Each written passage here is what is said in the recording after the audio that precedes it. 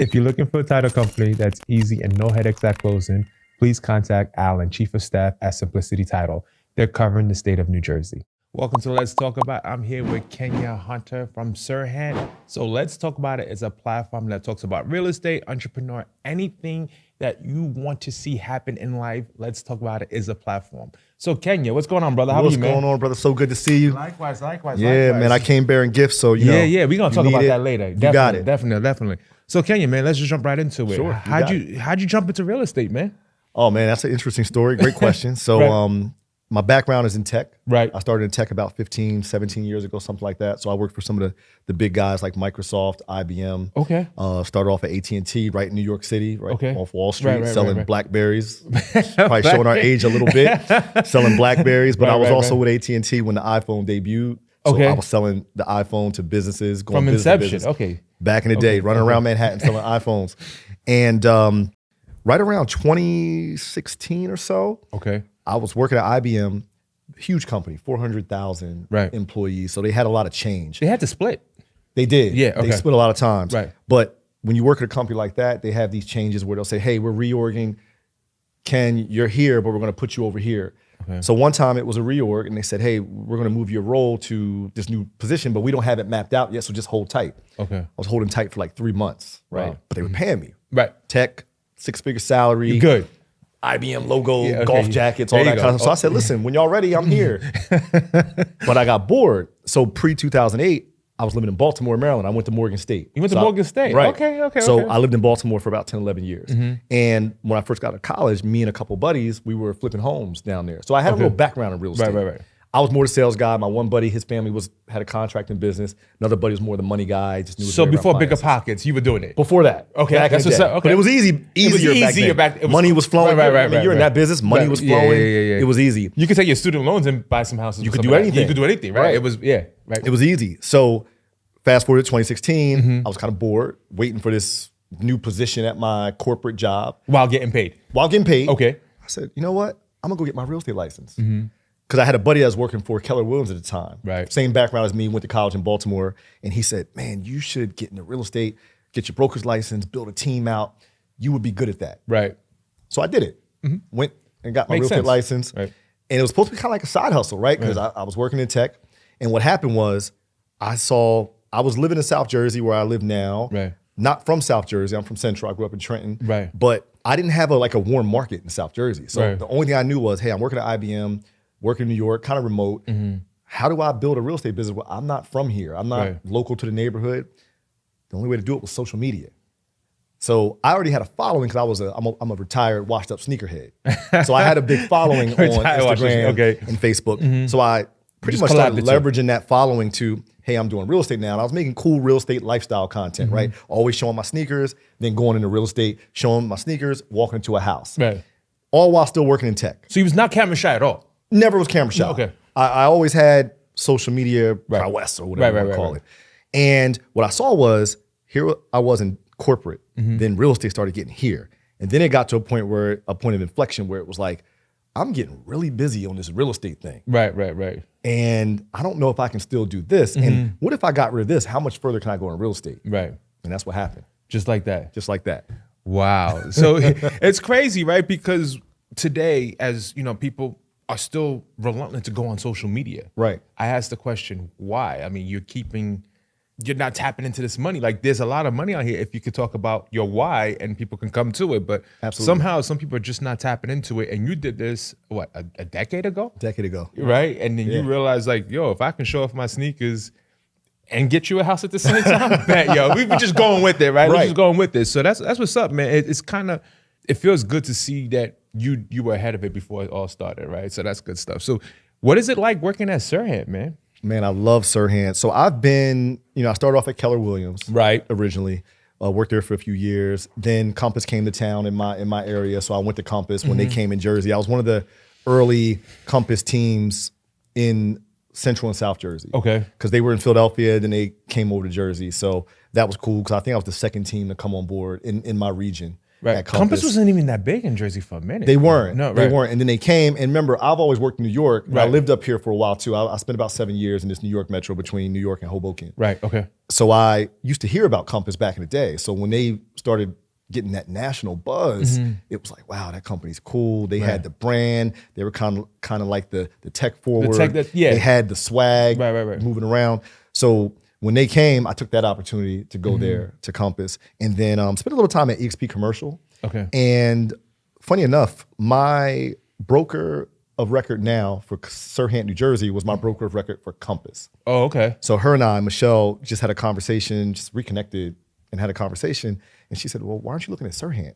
You have the personality, you have the media presence. I think this will be a perfect alignment for you. And I'm sitting here kind of like, listen, I don't sell $10 million homes. That's not my lane. Right. Then Ryan calls me one day. Ryan calls you. I'm literally at a listing putting a sign in the yard one day. And my phone rings. It's a New York number. I answer. Hey, Kenyon, Ryan Sirhan. And I'm sitting here like, what's up, Ryan? Yeah, I wouldn't know that. I'd be like, yo, wait, is that a hoax? Is that what's going on? What's up? But he's like, listen, I was talking to Michelle. I talked to Todd, who is one of the guys on the Sirhan team who meets with new agents. And he's like, you're a beast, man. You know, I hope you want to jump on this rocket ship with us. And I'm a little speechless at first. I'm like, Ryan, I watch you with me and my family. We like watch all your shows, right? But super personable guy. Right. The same person you see on TV, exactly who he is in person. And you know that if you spend enough time, you've met enough Sirhan agents. Right. If you're in the office, that's just who he is. And for me, I did see that as a great alignment for me. Somebody who is not camera shy, could leverage the Sirhan brand, but at the same time gives me the autonomy to be my brand. Right. So that's what made me make the decision to join Sirhan. And since I joined, what I could say is there's no energy like Sirhan. There's absolutely no energy like Sirhan. If you go to the office on Broadway, right there in Soho, and just absorb it, it's just like New York. I tell people that all the time. Like if you've never been in New York City or if you live somewhere on the East Coast, I don't care where you go.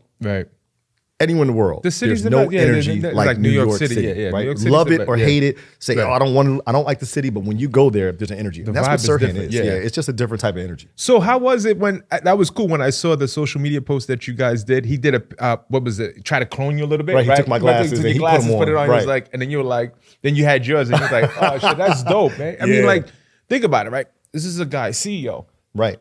Doesn't have to do this. Works hard. Works hard.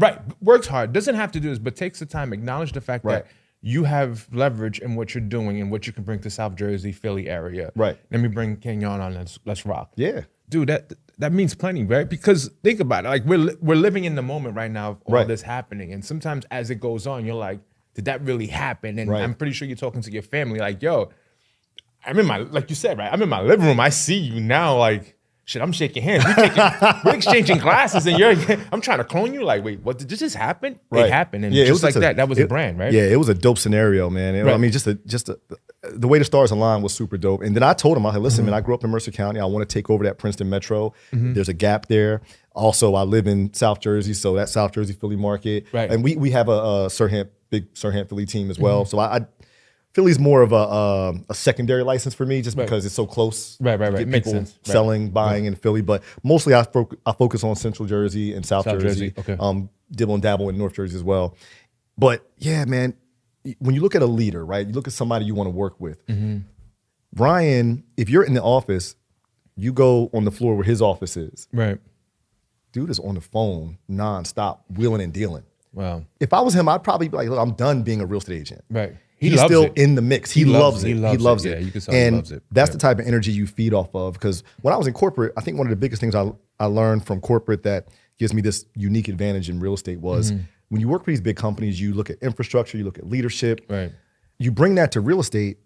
A lot of people come right into real estate. They've never had that. So they don't really know how to be business people, know how to be professionals and know what leadership is. Leadership, to me, is very top down. Absolutely. Right? It's very top down. So seeing someone that still has that type of hunger that can easily walk away. If I was a CEO at this point, I would probably be like, listen, I'm good. Right. The company, the brand is pumping. I'm gonna walk away and go enjoy life. But that's not him. So that energy constantly funnels into the rest of the people at Sirhan. It's the reason why he's not public yet. Yeah. Right? I mean, he's been approached to take it to the next level. And he's like, nah, I love what I do. Right. I pass on this energy. And I'm doing really well with it. Why not continue it? Until you get tired, obviously, you'll cross that bridge when you get there. But because of what the time, the energy, how he just, all the things that encompass what a CEO should be, he loves it. And that's the reason success is following him, right? Call it what it is. At the end of the day, he is growing. Right, he's growing. Super busy dude. Right. You know, I can appreciate the authenticity because like my son loves Ryan Serhant. Somebody tease him. I say, look, my son loves Ryan more than he loves me, right? Because he loves Mr. Beast. He'll see Ryan with Mr. Beast, and I'll send him a text and say, hey, Caden just saw you on Mr. Beast. Dude, text me back, right? Ooh. Tell Caden Jimmy said hi. Okay, wow. Right. I mean, this is a guy who has a 10,000 minute rule or something that was studied by Harvard with the way he manages the time. I'll give you another example. Even one time, I was in the city headquarters, right? My son was just happened to be off school that day. So I was like, you want to go to headquarters with me? Right. And I listen, I'm gonna be honest with you, you might not see Ryan. He's very busy. He might not even be there. He could be in Greece. He can be at our Serhant, Arizona office. Yeah. He could be anywhere. And I text Ryan on my way up and I said, hey, coming into your office, I have a special guest if you have time, but I get it if you don't. Right. And I told my son that. So we're there, I'm working, go grab lunch. He's getting the whole New York experience. Probably around 4 o'clock, Ryan comes down. Right. And then my son just, I had it on video. It's on my Instagram. Right. Oh, we just lit up. My son's face just lights up. And Ryan comes over. Hey, man, your dad's a beast. I watch all your videos. I see you playing basketball, football, blah, blah, blah, blah. I didn't tell him none of this stuff. No. Right. But he comes down and does that. Just the fact that he took, and he was down there for about 15 minutes, by the way. Right. He took the time to just come down there. Right. That meant a lot, man. That tells you what kind of leader he is and what type of person he is. And you want to be close to that type of individual, and the energy is just infectious. Speaking of infectious, like, look, this is the same thing you do when it comes to listing your homes and working with clients, 100%. Right? You do the same thing, right? Sometimes you don't know when you're gonna get clients, but you have just seconds to decide if this client's fit for you. You have to do enough research on that client. I'm pretty sure he did the same thing for you and your son at the same time, right? Like, okay, I got Ken coming through, his son is here. Let me just do a little bit of a homework before I can approach myself and be like, yo, I'm this big guy, like, I'm here with your dad, you know, it's a good time, right? Because that's how you have these conversations. I guess to your point, again, like this is what energy is all about. Someone is doing it from the top and then it just goes down the funnel, right? Everybody 100%. Else is doing really well with it. If you're looking for ISAs and marketing, please contact J. Lopez Enterprise, servicing all 50 states. So how did you take technology to real estate? That was my secret weapon for me. Okay. Right? Because if you look at the history of real estate, the industry itself is usually a little behind when it comes to technology. Right. Real estate, even now, nothing's really changed over the past 100 years. Even with the new NAR rules, all those things have been in place for a long time. There's never much change. And you have a lot of agents that still do business the same way that their parents were doing business if they come from the business 30, 40 years ago. A lot of the trainings that you see at these companies. I mean, everybody's talking about AI now, right? Oh, we're going to teach agents how to be AI forward, how to use systems and processes. You saw this going many years ago. You saw this. I sold CRMs for a living. Right. I sold AI back in 2016 at IBM when nobody wanted it. Right. I was selling IBM Watson in the cloud. AI just became a popular buzzword in what, 2023, 2024, right around there. I was selling it to Fortune 500 companies back then. So for me, back in 2016, when I took that opportunity to come to real estate, I said, well, what's going to be my competitive advantage? Well, I can go around and send a bunch of mailers out or knock on doors, cold call a bunch of people, pay for leads or stuff like that. Lead gen, or all that stuff, I can use your phone. Use my phone, right? At the click of a button, I can reach 10, 20, 30,000 people. For free. For free. Right? Just from content, my personality, putting my face out there, becoming visible. And then agents ask me all the time, like, well, you know, I'm not going to get into that social media stuff. That's cool. All right. There'd be more opportunity for me. It's more opportunity for me. Right, exactly. But if I'm, you know, spreading the wealth, I say, okay, look, you have some local agents that are in these local markets and they have a foothold, right? Mom was a real estate agent. Dad was a real estate agent. They grew up in that neighborhood. Signs in the school board. They do well. Auditorium. They're on the board. They do well, right? They're going to do well and they can do well for a long time. But at some point that phases out. It's going to phase out because people are relying on these phones and access. They take the phone everywhere. Right? And when that happens, how do you stay relevant, right? Yeah, you were the real estate agent that if you move to a certain town, everybody called to buy or sell. Right. But this guy, right, with Sirhan, right, the most followed brokerage in the world, 50 million plus impressions every month, right, and I have a $5 million home I need to sell, you at, I won't name a brokerage, but whatever brokerage, only have access to this. Mm-hmm. They have access to a buyer in Dubai who might want to park some money somewhere right, right, and buy this property. Or which has happened in which happens, right? Yeah. Hey, like I've had a client, hey, my daughter's going to Temple. I want to buy a triplex right, for her roommates, and then to rent out. Right? Making money and holding on an asset. Makes sense. That's it. Right. Right? So technology gives me reach, gives you visibility without the, we're in a time where everything's kind of made easier. And I think there's some drawbacks to that because I think it makes some people that are already lazy lazier. But at the same time, if you know how to use technology, you can leverage it because, hey, I'm not spending time knocking on doors per se. I can allocate that time to other things. Right. Spending time with my kids and my family, right? Having some quality time with the wife, just on a personal level. Right. Or maybe I allocate that time to make more content, reaching more people. Right. So that's how I think technology becomes a superpower. So you avoided the traditional way, making it into your own lane. Bingo. I've never really been, and I'm honest about it, right? I don't sit here and lie and say, oh, I used to do 50 cold calls a day. I used to knock on doors. That's not who you are. This is not who I was, right? That's not how I was going to make it. Right. Even when I had a team, so I had a 10-person team at KW that I took to Compass. And then during my time at EXP, they had that whole revenue share model. I had about 50 agents under me. So I had about 50 agents on a weekly basis coming to me. Hey, I'm a dual career agent like you. I'm trying to get out of accounting, or I'm trying to get out of my state job. How do I do this? And it was never like this one blueprint. Hey, go make some cold calls. I know, some brokers have these 33 touch rules, all this stuff. That doesn't work for everybody, right? But hey, what's your, sneakers, right? You brought that up, right? So you have to find out where's your community that you can tap into. Right. I had a guy who came to me, he said, look, I'm struggling to get clients. I said, well, I noticed on your Instagram, you're a bike club, you ride motorcycles. Play to your strength. You seem heavy into that. Right. You should become the agent that everybody in your bike club uses. They should call nobody else but you. Right. And then everybody they know should call nobody else but you. Right. You leverage that. Another girl I remember, she was struggling, right? She said, well, I said, didn't you go to Penn State? She's like, yeah, I went to Penn State. I said, they have the largest alumni community, I think, in the country. LinkedIn all day, but this is what I do, this is what's going on. So what do you mean you don't have a network of people to hit up? You probably have 40,000 Penn State alumni locally that want to talk to you. Makes sense, yeah. Right? You just got to find your lane. Well, so I love how you said I got to find your lane. So is that fair to say that's what made you strategically in your competitive frame of work when it comes to real estate, because you knew how to identify other lanes? 100%. So I think that when it comes to being competitive, right? So a lot of agents, I always say, listen, I'm not arguing or battling agents. Right. If I go to a listing and you're there, at the end of the day, they're choosing me because they like me. They're not necessarily choosing me because it's Sirhan. Maybe they are. I hope so. Right. I hope it does give me some leverage. Or because when I was at Compass, I always say people work with the agent, not necessarily the brokerage. The people, at least that you value, high value clients, work with you, not necessarily your brokerage. Right. It just so happened you work for a prominent brokerage. I work for a very prominent brokerage with a very identifiable figure there, right? And not to mention, we have some of the dopest tools out in the game. Our CXO, who was our original CTO, Coin, you probably met Coin or heard his name before. Yeah. He's a diabolical genius. I call him the wizard. I call him the Oracle, right? He's the person behind all the tools, and you see all the stuff that Sirhan's putting out. That's who's behind it. Yeah, he invested heavily into that technology. Heavily. He's also Ryan's co-founder. Right. Okay.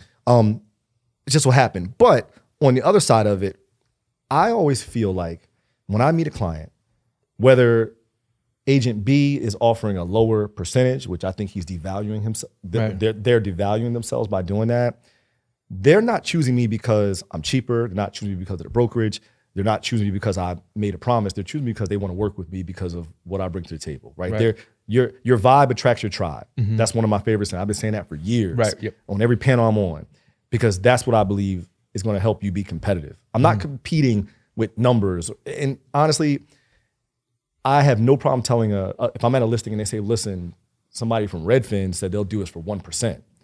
Well, listen, if that's what you want, You and that's get the what's 1% important for value, you, that's then important. go Right. ahead. Have at it, Go right? ahead. That's you. That's not me. Right, That's right. not for me. And you might not be my client, but if it doesn't work out, give me a call. Right.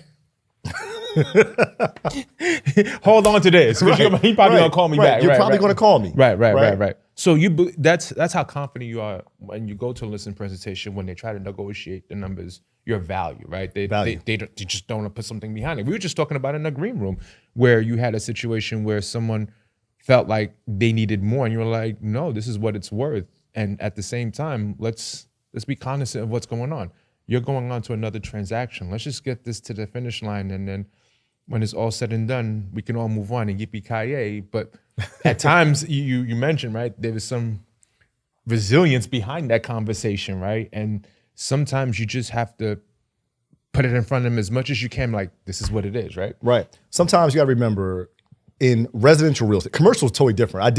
I tried out commercial for about a year and a half. Right. That's when I was at EXP Commercial. I realized that for me, commercial was just too slow and almost too impersonal, to be honest with you. Mm-hmm. Residential real estate is totally different because, okay, I'm going to a listing appointment and I'm basing my pricing recommendation off data. Mm-hmm. Your seller wants a price for emotional reasons, right? Mm-hmm. Right. I want to be the highest selling home in the neighborhood because when I leave, I want the homeowner association to just be like, oh, they sold their house for more than anybody ever sold it for, or whatever. I just want to beat whoever, right? They're in there. There's emotional reasons behind it. When you can position data plus strategy, I think what we are real estate strategists, the really great real estate agents in the business today. Right. Because as you know, from your side of the business, it's not just about rates, programs. It's about, well, how do we strategize and make it all work? Your options have to make sense. The options have to make sense. Right. So I always want to position people with the best possible options, the best scenario based off data, not emotional. And sometimes that causes me to have tough conversations with sellers, even with buyers, right? I mean, how many buyers do you get before they come to you? They say, well, my agent said I have to talk to you first or they're not going to show me any homes. Because you know how many buyers I get that, hey, so-and-so referred you to me. Here's 10 homes we want to see. Great. Have you been pre-approved yet? No, we haven't been pre-approved. Right. But we want to look at these $600,000 homes in this neighborhood. Shopping with an empty wallet. You're shopping with this wallet. I was like, hey, would you go buy a Porsche if you didn't know you can buy it? No. And a lot of times they're like, of course I wouldn't. Well, I don't have a salary. I don't have health benefits, right? I only eat what I kill, right? Right. So we got to get you pre-approved first, right? Right. Same thing with people that are listing, right? It's like, listen, why are we going to go to market? The data doesn't support what you want to go on the market for. So what's your goal? Is it to sell your house? And that's I have this conversation all the time, right? Because at times, I blame the internet sometimes for some of this, right? Of course. Because everybody's an expert. Right, everybody's an expert. Right. People go into these little AI portals and they're saying, this is what this said. And I know I have enough ammunition to tell you what I want to do, dictate your mortgage, dictate your payment, dictate everything that comes along with it. And then when I ask them, well, how did you base your numbers off of your risk? What do you mean by risk? You need your credit. Right. Well, I thought I had a 700, 800 credit score. Well, according to the numbers you gave me with your social security number, when I ran it, that's not what it said. Credit Karma told me something different. And I'm like, okay, I mean, I don't know. Credit Karma's not giving you the mortgage, right? Right. I'm giving you the mortgage. My company is helping you get a mortgage. Right. I'm educating you on what that mortgage look like. But this is what Credit Karma said. I'm like, look, if you want to go to Credit Karma for your mortgage, have at it. Right. But I don't know what's going to happen when it's all said and done. Then they'll come back to me and say, well, Jimmy, why does Credit Karma say this? I'm like, well, I'm not part of Credit Karma's model. So I can't help you with that. Right. What I can do is I can show you the options that are available to you and you can decide what is comfortable for you. Right. And when they realize from all the contentious going back and forth between Credit Karma and I, they realize that why did I go to Credit Karma? I'm like, because somebody told you, or the Google world that was part of your phone, ads came up, things happened, and you felt compelled to say, I know what I was doing. Right. And that's the thing that when we speak to our clients, we have to first just educate them up front, right? We have to remove the stigma like, no, the internet, there are good things about the internet. It's a guideline. It's a guideline, right? It's a guideline. Right, and every profile is different, right? So it's important to have conversations with us so we can make sure we're leading you in the right way. We don't want to just use you as a transaction, like, yo, just talk to Ken and like, you know, he's gonna find you. No, it doesn't work that way. He's gonna educate you. Right. He's gonna talk to you through the process. He's gonna ask you, do you have, in some parts of, I know you're in Central South Jersey, you don't use attorneys all the time, right? Not all the time. Not all the time, but sometimes you do. Sometimes you do. More central, not much in the South. And then some people don't know that. Right. And then even in South Jersey, attorneys are mainly, after attorney review, they kind of step away for the most part. I would suggest, I would talk to an attorney, I would talk to an estate attorney. Right. Right, in conversations that you're having with them, oh, you know what, we're getting you this house, you know, it's a good time to set up an estate because we always want to protect your afterlife, right? Oh, yeah. So these are the conversations that education is that I know you're putting in front of them before they realize, oh my God, I didn't just get the home. I got a consultation with everything I need to feel equipped in either buying or selling my home. Right. And that's where you come with the data, always providing that information. Like, this is what it looks like. This is what you're gonna make. This is what you're gonna do when you move up or you're moving down. This is what I'm gonna do to help you get there, right? I think that's important when you have these conversations. And I come from a data background, right? That's what I did for a living prior to real estate. Right. And look, just like everybody else, look, Chat GPTZ, that's what I call mine. Right. It's like my best friend. I talk to Chat GPT like it's my buddy, right? All the time. And that's okay. But at the same time, it gives me information. I can't really always put a stamp on it. I can't go to the bank and say, hey, listen, give me $250,000. And they say, why? Well, ChatGPT said you can. Right. It doesn't work, right? And we live in a day where consumers have access to so much information. Right. With everything. Because I do it. If I go to buy a car, I go to a dealership, my chest is sticking out, right? I already know that. Listen, this is what I want. And you're going to give it to me because I know, right? Then a lot of times you get humbled because when that guy who's a real car guy and that knows that brand says, well, did you know this? Did you know that? Did you know that this can't do that? Right. Did you know that this would be better for you? And you're like, ooh, okay. Right. You need that. So no matter how much information is out there, no matter how much data is available to consumers, you still need that person that's going to educate you and guide you along that enormous data path. It's a lot. Right. It is a lot. That cloud is, it's a lot going on in those clouds, man. Yep. So you have to always manage those expectations. Sure. Looking for real estate lawyers servicing all real estate need? Please contact Giorgi, servicing the state of New Jersey. Let me ask you a question. So given the fact that when you think of Sirhan, you think of luxury, right? Sure. How do you sometimes have conversations with potential buyers and sellers who are looking at a different price point? What type of conversations are you having? Do they feel like intimidated because you're selling $2-3 million homes? Or is it, that's what's going up north, this is what I'm doing over here for you. I'm exclusively making sure I'm maximizing your home or getting you into a home. How do you have those conversations? Great question. So Central and South Jersey and probably most of Greater Philadelphia, right? Luxury price point is different everywhere. Correct. I remember in Cherry Hill is probably the most popular South Jersey town. Most people, if you're from up here, you say I live in South Jersey, like where, Rutgers? I'm like, no, that's not South Jersey. Like, but you say Cherry Hill, like, oh, Cherry Hill, near Philly. We're Philly. When I first started, the average home price in Cherry Hill, I think was $240,000 for a nice home in Cherry Hill. Right. I think that's somewhere, it's probably about $500K now. 500, right? So back in the day, you're a first-time home buyer, maybe a first-year teacher, your husband might be a first-year police officer. You can buy a nice home in a very established suburb, Cherry Hill, for $240,000, $300,000 if you wanted something a little bigger. At one point, I remember if you had a house that was $350,000, $400,000, it was probably a mansion. That was a mansion. Like when I grew up in Trenton, so like any house over $100,000, I was like, bro, you good, you paper. Your people's, what they do. Man, that post office job must be jumping, right? So now I think, obviously we don't have the same prices as North Jersey and New York City. So I think you look at your first time home buyer entry point. Now, and I tell people this, like me, my average home price is not $1 million. I'm probably, my sweet spot is somewhere between, I'm gonna say $550,000 to $900,000. That's probably my sweet spot. I would love to be someone who says, look, I only sell $2 million homes. The problem with that is I love working with first-time home buyers and just people, I love working with the people. Right. And nowadays, you're humble about it because it's where you started. It's where I started. Right. And it means that much to you. We have an agent in Sirhan. I think he has a $25 million listing in Alpine right now. Right. Attilio. You remember Attilio? Attilio? Yeah. Attilio. I was talking to Attilio at our kickoff down in Florida. Right. And he said, you know what, Ken? You know who I love working with? I still love working with those first-time home buyers. Now, this is a guy where you look at their page. Yeah. I mean, it's bananas. Right. But even he said it because there's something about working with those people, right? Because it's a reward at the finish line. Right. Because they're very appreciative. It means so much. It means so much to them. Right. Not to say that people who buy big, but they're used to it. Big time homes. Right. But it's different.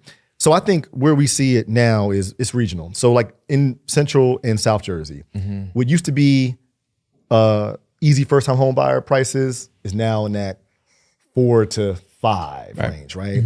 I think luxury starts in my area probably around 1.5 is what you would consider luxury. Okay. So you start going to Mercer County, you have certain towns that are very prominent in South Jersey, like Haddonfield, Morristown.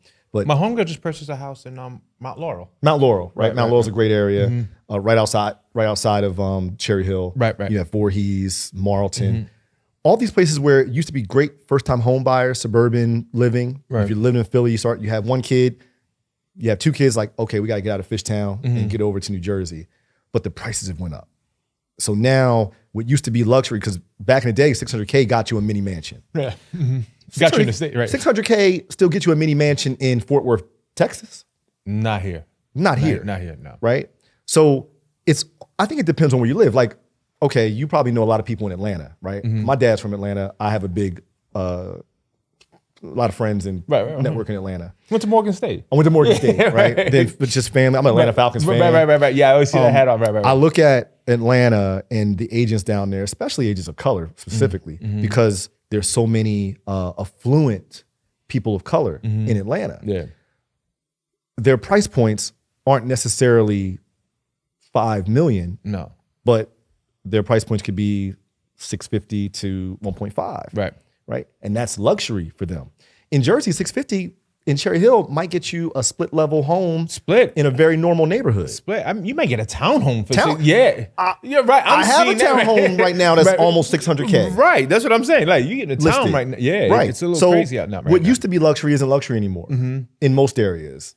In the New York metro, in the Philadelphia metro, I'm sure Chicago metro, LA metro. Right. Then you go to South, it's just a little different in the South. So it's fair to say the metropolitan cities that are close to New York, Chicago, close to New York, and then you have the Midwest that's in Chicago, then you have out West. Right. These where you see Miami, now you're seeing these price points.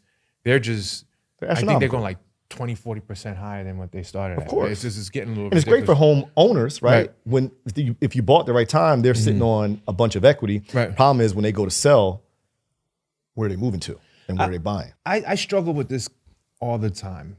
Do you think we did a disservice by letting people know that every time you buy a house, your home's going to appreciate by 4 or 5 times the amount? That's a great question. So I have this. I'm brutally honest. You should be, man. Let's talk about it. Okay. I think it's important because when you tell people, if you can't afford a home, you just can't afford it. And I don't want to put you in a situation just to get the key to something that you live in check to check. Right. I mean, clearly, I'm biased. Yes, I would want you to have I'm in real estate. I'm in real estate. I want you to have it. But truth be told, the market does better than the real estate. Real estate is shelter that helps you build your family. But to what responsibility does that mean for you? Right. That's up to you. I'm just here to educate you on it. So I want to go back to what you were saying on the bias part. And I'm brutally honest because I'm biased too, right? My job is to sell real estate, help you invest in real estate, help you purchase real estate. But I do believe that the American dream of home ownership doesn't exist the way it did when our parents and grandparents were around. It's just different now. It's a fact. Yeah. It's just different, right? I get people that come to me and say, we have to buy. Well, why? Well, we're supposed to. Right. My mom was a teacher, so I like to go back to that. Your wife's a first year teacher. You're in your first year out of the police academy. Here's your income. I'm gonna send you to Jimmy. He's gonna give you a pre-approval. He's gonna take a look at everything and see what you qualify for. And then they come back and say, well, Jimmy said we can afford this, but here's what he recommends. But we want the far end because that's what we're supposed to do. as a real estate agent, I'm like, listen, I get paid more. The more you spend, the more I get paid. Right. Right. But at the same time, I'm more emotional and interested in your quality of life. I thought you told me you wanted to start a family. Right. So right now, you buy this house now, right? I don't know what the meritocracy increases on your salaries are these days, but I don't think they're very aggressive. Right. They don't go up as fast as people are talking about how fast they don't. Go. Right. And you should get 3 to 5%. 3 to 5%, but I don't even think people are getting that. I'm hearing a lot of people, I'm on LinkedIn a lot. I hear a lot of people say, oh man, I'm screwed because my job only gave me a 1% increase. Oh, we didn't get an increase this year because of cutbacks. My company laid off 40,000 people. So you get that. Right. So when I'm talking to some people, I'm literally saying to them, you told me you want to start a family. So why don't we start here, right? Mm-hmm. Because if you start here and then next year, baby comes, it's going to be a little tight, right? And I don't want to put you in that position. Mm-hmm. Then with a child, that coupe you got, now you got to get an SUV. yeah. Right? There's a lot of things that you have to look a little forward to when it comes to this buying a house thing. Oh, and by the way, there's taxes. Right. If that house didn't come with a new roof, that's a problem. Oh, you're landscaping. No more apartment community doing that. You got to go buy a lawnmower. You got to pay a landscaper $50 a week. Right. It all adds up. It adds up, right. It all adds up. So that's why I want to put you in the best position where your quality of life is good, because that way, every time you think of, well, my agent really cared about us. Mm-hmm. It wasn't just a transaction. Mm-hmm. That's where that comes in. So that's why, even though I'm a real estate agent, I'm not supposed to say buying a home is not the American dream anymore. You have to be in the right position, buying the right home at the right time, and it'll make sense for you. Yeah, thank you for eloquently putting in that and contextualize it in this way, right? Because that's important, right? Because sometimes when you're looking at others and you're competing and you're like, how is this person supposed to do this? How did this person get here? The question is, you don't know where that person got that down payment from. Right, trust fund, right, parents, right. I meet people all the time, like, big down payment. Oh, great, yeah. My father passed away 3 years ago. You know what? I'd rather have my father here than buy this house and be putting $200K down. Right. You just never know somebody's story. Right, exactly, and that's why I always when you have these conversations, right? I'm always a firm believer, like just control what you can control. Control what you can control. Let's have this conversation. Let Ken find you what you're looking for within the greater Philly area, South Jersey, Central Jersey area. He's gonna put. He's there to protect you. Right. He's there to protect that income. God forbid if one of you lose your job, which is happening, which is way too much right now. Right. And so we have to be careful in making sure that when things go through rough times, damn, it was Ken. He told me this was gonna happen, man. Like, and I appreciate him more, and that will validate the trust, especially in the community that we serve. Right. And have more people come to you. Whenever something's going on, they're always gonna give, like, before I do this, before I do that, I'm gonna call Ken. Ken got the handyman. Yeah, you want to be memorable. Right. You want to be memorized for the things that you're doing when you're saving somebody tough times. Again, don't get me wrong. Social media shows us the highlights and all the good stuff, but behind the scenes, man, these things do happen, and people don't come up talking about, oh, I lost my job, or Ken put me in a less desirable area because for whatever reason, he didn't want to, I wanted school, but Ken put me here, but I realized Ken put me here because this is the money I had for right now, right? It's always these conversations. Can grow. Right, we can it's grow. All about growth. Right. So thank you again for educating your clients like that. That's awesome, man. Looking for insurance to insure your home or automobile? Please contact Alexia at Allstate, located in New Providence, New Jersey, servicing clients in the state of New Jersey. So other than real estate, man, you got a lot going on, so I'm going to bring it up. So last week you went to New York, right? I was in New York for a Big Founders event. Big Founders event. Why were you in New York? I was in New York, so about 2 years ago, my wife and I started an oral wellness company. Okay. So I'm in sales. I talk for a living. I've been doing this 20, 25 years, however long it's been. I'm really big on smelling good. I'm really big on visual appearance. Okay. There's nothing worse than talking to somebody and their breath is bad.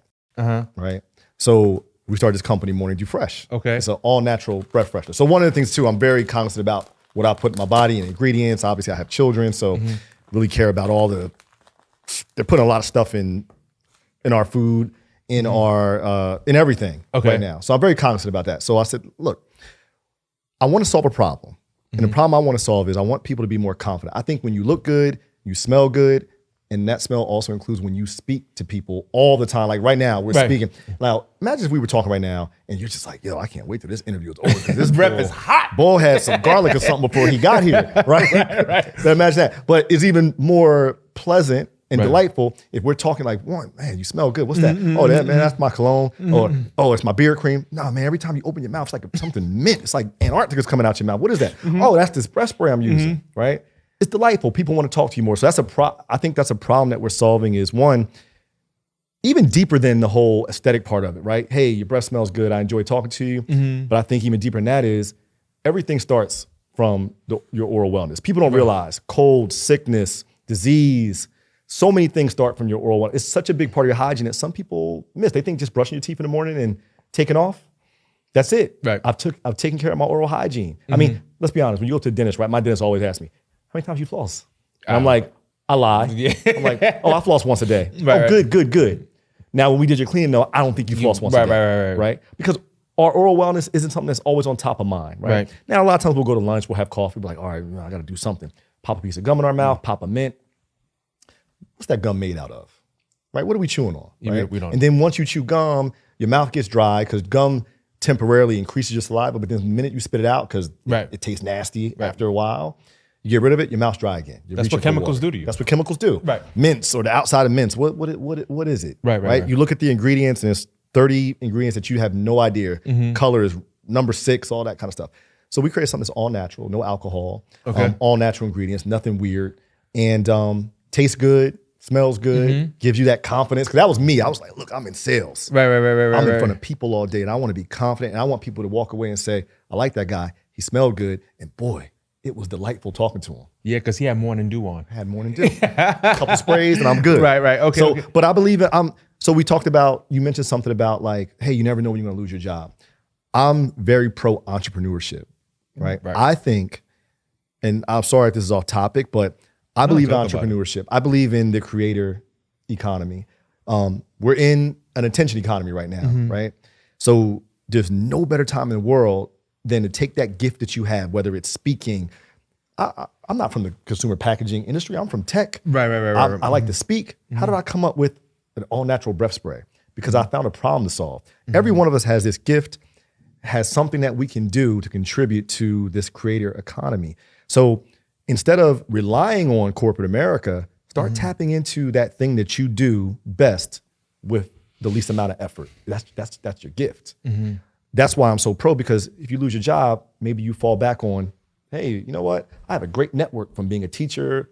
My school district laid people off, but I'm going to tap into my network of educators and become a real estate agent. And I'm going to be the real estate that sells to all the teachers. Right. I know what they go through. I know what hours they work. I know the stress they have coming home, dealing with lesson plans and students and all that kind of stuff. Right.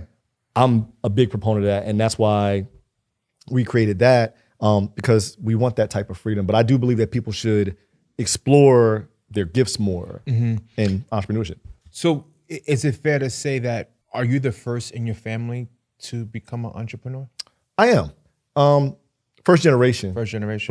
Like, my dad worked for years, he was a maintenance guy at a hospital. Right. My grandfather worked for 30 years at Princeton University. He was a maintenance guy at Princeton University. Japanese grandmother off the boat. My grandfather met her when he was stationed over there. You mentioned your mom was a teacher, right? Mom's teacher.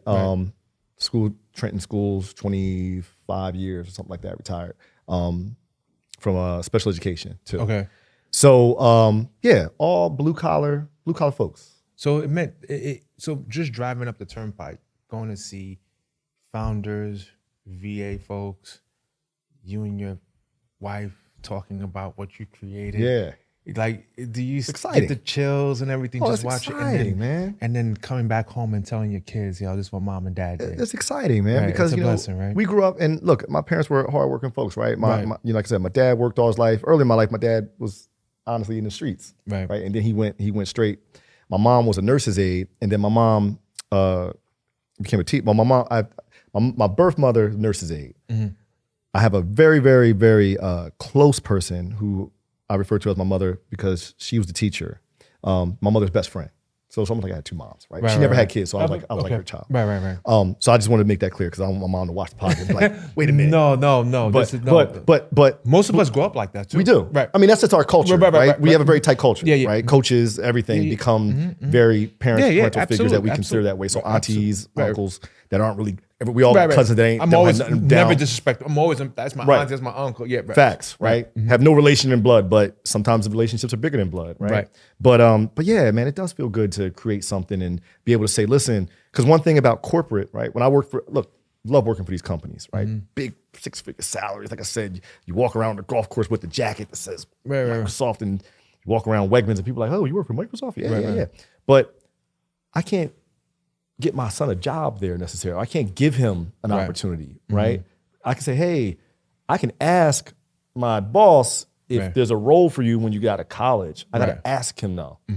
But I want to be able to give my children something, right? My 13-year-old, my 8-year-old, my 4-year-old, I want to be able to say, look, this is yours. You can have it, right? Because I didn't have that, right? My dad actually did start a painting and wallpaper business when he was when I was young. And I always said, like, man, if I had an entrepreneurial mindset, I would have said, Dad, I can take your painting and wallpaper business to the next level, right? Because all this stuff coming out, Facebook, MySpace, none of that stuff was even existed back then. But if I would have had a little bit of foresight, me being Mr. Personality, I can take that thing to the next level. But I wasn't thinking about that because all I was taught was go to school, get good grades. Those mindset values, those values were not there. It wasn't there, right? Nowadays, young people are lucky because everywhere you turn, social media, YouTube, it's all about entrepreneurship. The creators, Mr. Beast of the world, all these people, right? I Show Speed. He was with Ryan recently, and Ryan was like, this kid makes $50 million a year. And I'm like, I asked my son, like, what does he do? Oh, he's really fast. He races cheetahs and all these types of people. But somehow it compounds into a return that he's successful now doing what he's doing. There's no excuse to me why you can't be up these days. No excuse. You should be up in life, period. Because access to everything, entrepreneurship, you can't blame your parents anymore. You should be absolutely up and there's no excuse. If you aren't, you're just lazy or you're unmotivated. Those are some good closing words, man. I appreciate it, man. Yeah, seriously, it is. Well, I mean, Ken, if people are looking for you, where can they find you, man? I think my number one avenue that I would say is Instagram. So at Dual Threat 007 on Instagram. Just started using TikTok more. I am K-Hunter 007, I think it is. LinkedIn, been trying to use LinkedIn a little bit more, tap into a different audience of people. Kenyon Hunter, there's not a lot of Kenyon Hunters in the world. There's actually one that I do know, but we found each other on LinkedIn. He's an insurance agent. Good dude. But we look different, so you'll find me. And I'm usually out in the world, man. Catch me at these events in New York City, Atlanta, LA, Chicago. I try to be all over, man. I just want to touch the people and make an impact. Just check out Ken. He's doing his thing when it comes to morning dew and real estate. As always, Ken, I'm happy that you hopped on. Let's talk about it, man. Hey, man, appreciate you, man. Anytime. Appreciate all you do out here. Absolutely. Of course. And all of you guys, I'm on Let's Talk About It. Jimmy, your favorite lender. Again, thank you so much, Ken, for coming on. Let's talk about it, man. Thank you. Hey, listeners, are you looking to improve your home comfort and save on your energy bills? Let's talk about Seal Power. They've been awarded Energy Star Sustained Excellence Award, seen on Good Morning America, the New York Times, and World News. Seal Power is dedicated to keeping your home cozy while saving you money. Check out their website for tips and incentives and more at CIELPOWER.com. Stay comfortable and save with Seal Power, where comfort meets efficiency. Follow them on Instagram for updates and more, and let's talk about it as well. Thank you.